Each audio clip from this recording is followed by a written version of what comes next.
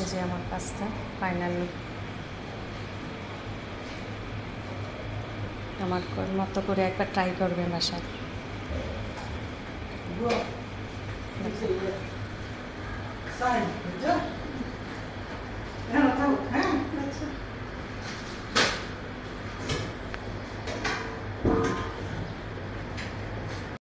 Pasta রান্না করবো।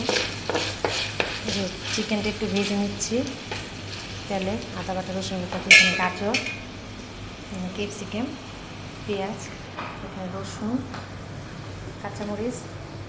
পাস্তাটা আমি সিদ্ধ দিয়েছি লবণ দিয়ে, তেল দিয়ে। ক্যাপসিকামগুলো হালকা একটু ভেজে নিচ্ছি সসে। এটা করেছি গাজরটা, পেঁয়াজটা ভেজে নেব। পেঁয়াজটা হালকা করে ভেজে নিচ্ছি, বেশি ভাজবো না। এখানে গুস্তটাও ভেজে রেখেছি, ক্যাপসিকাম হালকা করে ভেজেছি, গাজরটা ভেজে রেখেছি। তারপরে নুডলসটা দেওয়ার সময় দেখাবো। এখানে আমি নুডলসও সিদ্ধ করে নিয়েছি, সব কিছু একটু তেলে ভেজে নিয়েছি গুস্তটা।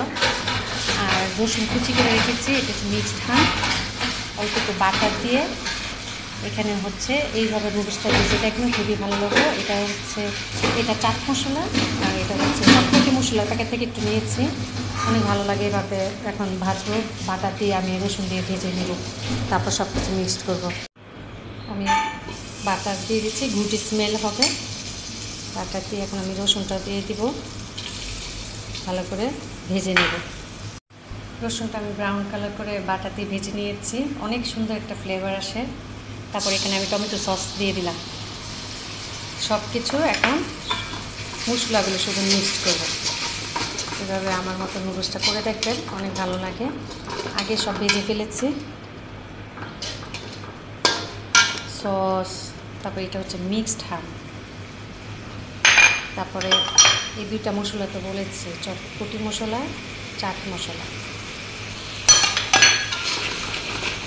এখানে সয়া সস দিলাম, 3 চামচ দিতে হবে।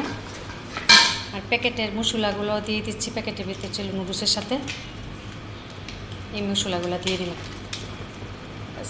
এখন আমি নুডলস ঢেলে সব কিছু মিশিয়ে নুডলস সিদ্ধ করার সময় লবণ দিয়েছিলাম, এই জন্য অল্প একটু লবণ দিচ্ছি এখন, কারণ সয়া সসও লবণ আছে। এখন নুডলসটা ঢেলে দিচ্ছি। হ্যাঁ, এখন শুধু মশলার সাথে মিশাবো। হ্যাঁ, কি সব ভাজা সব কিছু শুধু মিক্সড করব। পেঁয়াজ ভাজাটা, গুস্তটা মিক্সড করব শুধু। এইভাবে একবার নুডলস করে দেখেন, অনেক টেস্ট লাগে। রসুনটা অবশ্যই দিবেন, বাটারটা অবশ্যই দিবেন। আগেতে 1 চামচ দিলাম বাটারটা, ফ্লেভারটা হবে। আর ধনে পাতাটা দিলাম। এখন নামিয়ে ফেললাম। দেখেন ফাইনাল লুক শেষ। কেমন হয়েছে আমার পাস্তা ভাজা কমেন্ট করে জানাবেন।